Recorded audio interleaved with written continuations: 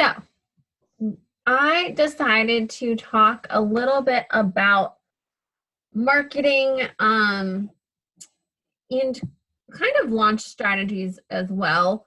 I know some of you are new, so like setting up your marketing calendar and things like that, you're like, what the heck? I don't even know where to start.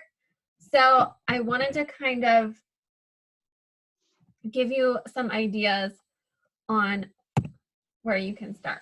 So before you actually get started on making a calendar, the biggest thing is to think about what your goals are for the month ahead. Are you needing more momentum in a certain area? Are you a new coach? Do you just need to do a program altogether? Oh, sorry, my dogs are being very loud. Drinkers back there.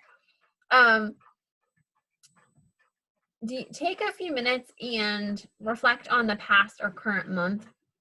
But the big thing with this is to not beat yourself up over missed goals or problems. It's only a way for you to change and grow moving forward. So this was me like in April last month, because for like a week and a half, I was just so pissed. I don't know if I can say that on here, at myself for having a terrible March. Like I just basically was like, I'm done in March. Like I didn't do a thing, I felt like. But instead of just going back to what I didn't do in March, I had to keep thinking of what I was going to do to like bring it back. So that's kind of step one half. But it also ties into step one. So that moment of reflection, once you take that minute to reflect on the past month, what you want to do is figure out how you can change or what you want to change moving forward. Are you going to implement something new that or continue with something that works? So if your people are big into prizes or giveaways or gift cards, like how are you going to keep that implementing moving forward? Have you seen any trends in your business? And so do people like to hear more things? Amber, I forget when we talked about this, two calls ago maybe, about asking people their opinions and like get your glasses and things like that. So, does something like that work better for you? Does that get more engagement? And did you reach your goals that you set for last month? Why or why not? And what can you do to change moving forward? So, basically, I just give yourself like a good 5-10 minutes to kind of like sit down, reflect on maybe your past month, or if you're brand new, just like what you want your goals to be moving forward in a month. So whether that be an income-based or success club-based or whatever it is, just think about that, like what's comfortable for you. And also in there, which I forgot to add, I would also write down a comfortable like business time. Like how many hours a week do you feel comfortable working your business, or how much time like do you feel comfortable working your business that you're not taking away from other aspects of your life too? That's a big one. So when you are working your business, are you taking away from time that you would normally spend with your family or your kids, or are you doing it at a time when they're busy? So like if you have littles and right now everything's closed, but like say they have dance class or something on Tuesdays, and you're just going to go and you're going to hang out in the car while they're in dance class and you're going to do your work then. That's fine. But I don't want you to take away from anything else, because I feel like that's when you start to resent what you're doing instead of looking forward to what you're doing. So just a side note there. Tiffany, I don't mean to interrupt you. I just have a question, because I know a lot of us work full-time, and I know you work full-time. I mean, in like normal world, yeah. Right? How many hours a day or a week do you feel like you I aim for like 5 personal business hours. Like why, well, like my power hours or that. A week or a week? That does not include all the other back end stuff, setting up challenge groups, drafting my post, things like that. That is just excuse me, I'm talking. That's just my personal business power hours that I'm like actually doing the work, like going out, inviting, messaging, following up. But I also will message like sometimes throughout the day too. Come here. Hey, come here. Come here. Other side. Come on the other side. I'm trying to pet both of you. Jace, come here. There you go. Okay. Now I have two hands that can pet them both. I try to also like before, so it's hard because on my nursing home days, I didn't have like a true lunch hour, but on the days that I do have lunch hour, I spend that time like messaging and following up too. So I usually will do everything early in the morning. So I try to plan my stories so that I can at least invite from there. Like if I see people watching, things like that, first thing in the morning. And then at lunchtime, like if they've replied back or wanted more info or something like that, I can always send them more info. Or I can just say, hey, I'm at work, like, let me get back to this, later this evening or tomorrow morning or whatever it is. But I try not to message if I'm like intentionally spending time with like my family. So I try not to do that because I did that at the beginning and it was just not good. So yeah. I'm fortunate though that Harry works shifts. So on the weeks that he's working like night turn, especially, I come home and he's gone. And so I have that couple hours to do stuff while he's at work and like not in the house. So it's pretty much me and the dogs hanging out.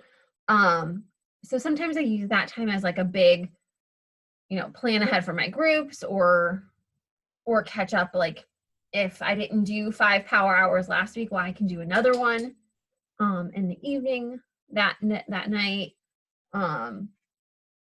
The back end stuff, like creating this stuff. Come over here. Okay. Yeah, but I try like 5 hours. I was aiming for 7, but Sundays I was feeling like I was not like then prepared for the week if I was doing 7. I don't know if that makes sense because I like to plan ahead and sort of draft my posts and get an idea. And when I was doing 7 power hours, it was not working out so well. So okay, so you stick to 5, and this is a week, yeah. Right? Mm-hmm. I know that there's, like I think all of us on here work full time, like in the real world. And I think it depends on your goal. Like if you are like trying to be the next Melanie, obviously 5 hours is not cutting it. Like it's right. Not gonna work. Like let's just be real. Like she probably worked 4 or 5 hours a day. Like that's all she did. I'm sure like when she was teaching, she'd wake up in the morning, do work, come home, do work, lunch break, do work, like hustling. But if your goal is like 1-star, 2-star, diamond, 5 hours, I think is a reasonable amount of time to work a business. Okay. I feel like you can get a good solid. Okay. I would think like figure out what works for you too. Okay. It's all trial and error. As long as you're doing something, even if you send 2 invites, like that's still something. That's what I mean. When I first started, I was like scattered. Yeah, that's how mine are too. Like a consistent like 8 to 5 or 9 to 5. It was like one day was 11 to this time, and the next day was this, and it was just, there was never a consistent time. So. Okay. Sorry, I didn't mean to distract you. I just was curious. Not any less distracting than this one. Okay. So I'm coming. Number 2, let me move. Okay. Is then to set your goals. So what are you planning on doing personally? Or what can you take advantage of? So is there a challenge group start date that you or your upline are promoting? Is there a program start date? So for me, I'm going to start round 2 of 10 rounds on the 18th. So even though my challenge group started this past Monday, I'm still going to promote that start date and say, hey, like if you want to join me, I'm doing another round. Let's do it. Or are there any back office promotions that are going on? Like today, I logged in and I realized that Collagen was like 10% off for Mother's Day. So I sent a quick little email about it, talking about that. And then I also decided to do like my own Mother's Day promotion. So in addition to the $20 off the challenge packs, I'm doing a $20 Amazon gift card in addition if any moms or dog moms or whatever purchase before Sunday. That was just something I decided to do. Are there new launches coming? So that would probably be right now in this season. That wouldn't be until July for the new launch. But let's say you signed up right before 10 rounds. Like, is there something new coming that you want to get a hold of and you want people to do with you? And then freemiums, I've been trying to take advantage of that a little bit. And I got away from it for a little while. But actually my coach anniversary is coming up in like 6 weeks. So I'm gonna do like some freemiums there. It's actually kind of perfect. I got started with Sean Week that was free. So I'm gonna do like a whole Sean Week like program for me, like maybe even make up like my own specific meal plan from when I first started. Like I think I still have it in an Excel sheet somewhere. So make up that, like just give them more things and incentives to join. The next question when you're thinking about your goals is actually how much revenue do you want to create from each of those. So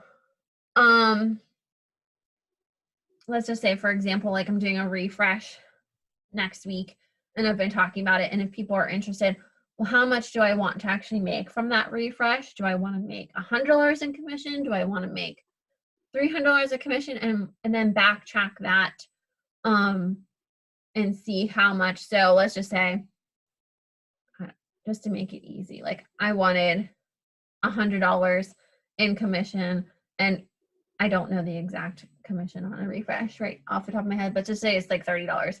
So I need to sell at least 4 or 3 to make up almost that $100.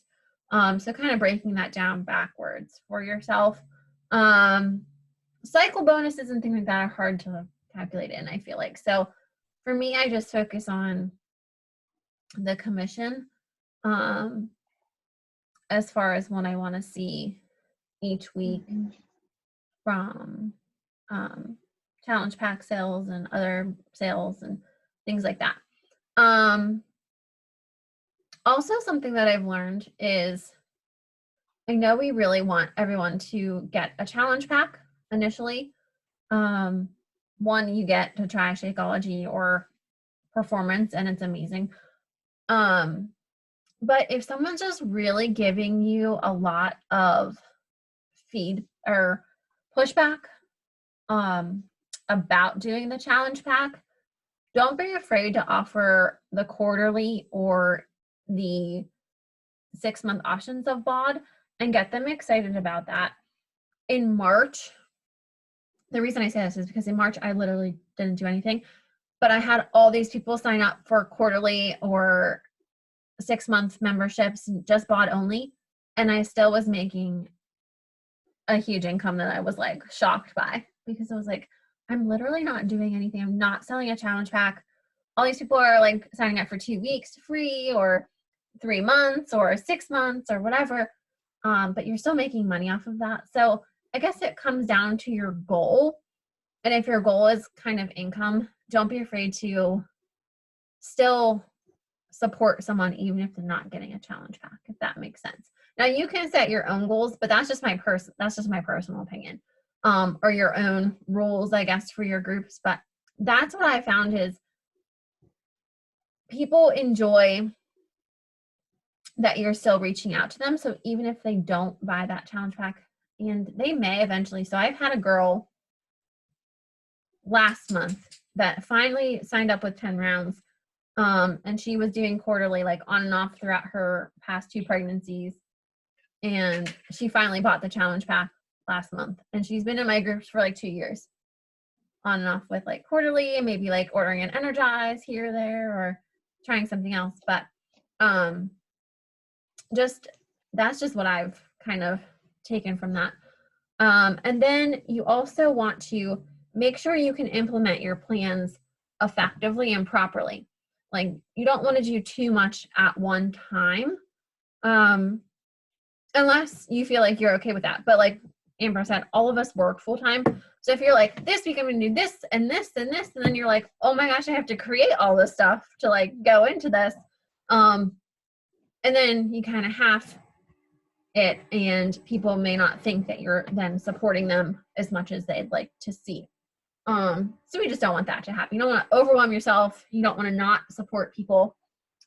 I am petting you. And you want to make sure that you're not burning the candle at both ends, I guess, so to say. And then, oh, there we go. Okay. The last one is to put it on a calendar. So this, oh, sorry about that. This does not have to be fancy by any means. I use the calendar that's in the Rise Up planner. Every month they have one, so I just write it in, kind of draft. Oh,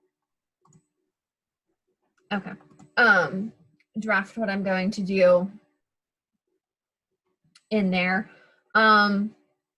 Kind of look ahead, like look in back office if you know something's coming up, and just mark those days, and I kind of like highlight those just so I have it like in my mind if there's something specific.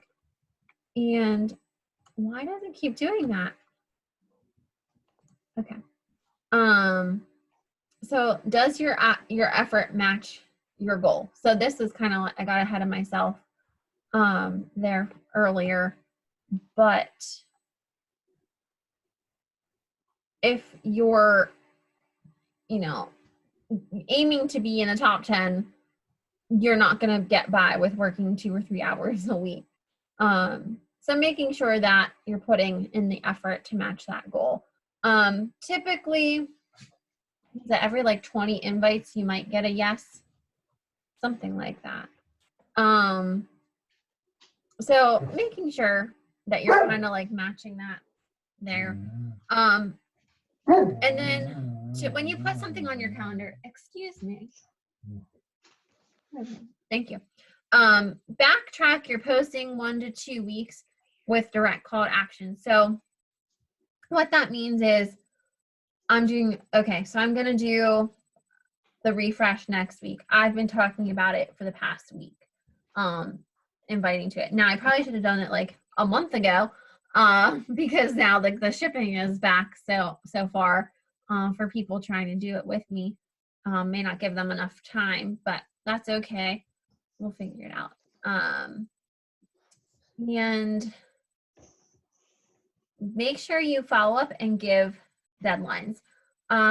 Creating the FOMO is definitely necessary, but also giving them the deadline of, I'm ending my enrollment, because you know, you have to do the share cart, you have to get them their prep week, you have to send them welcome emails, you have to do all of that legwork. And if people kind of don't get back to you, I mean, you're it's okay to close the doors on your business and say, nope, sorry, like next month's enrollment is this time.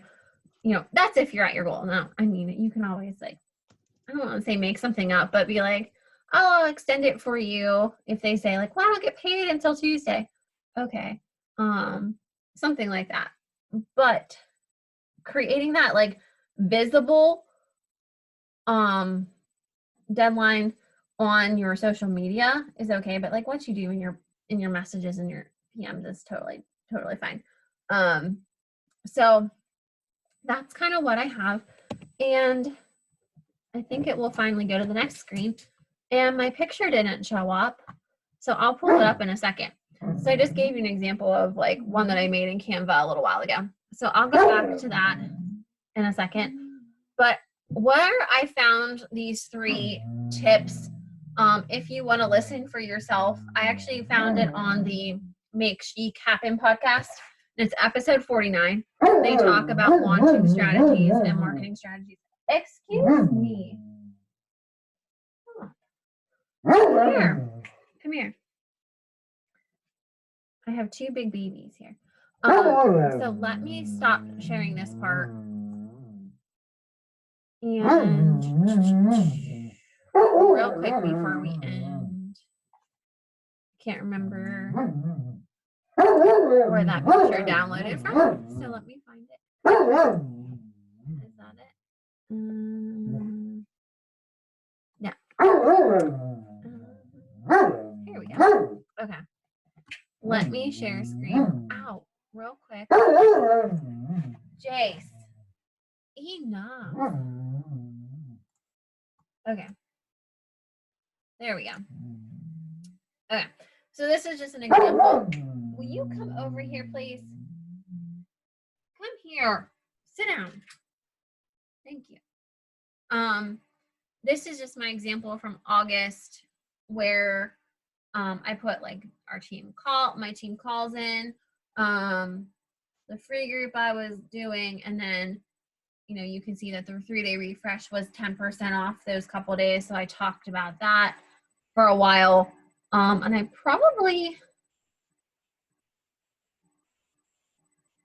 think this is when I was starting my groups on like the 1st of every month instead of the Monday after.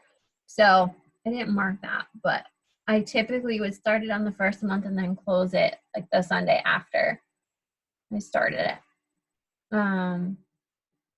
So that's just kind of an example of that.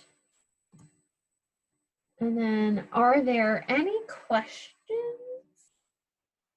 before I stop recording?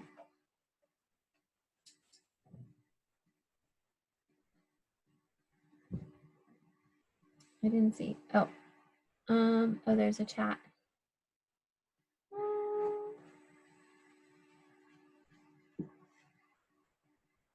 Berry. Oh yeah.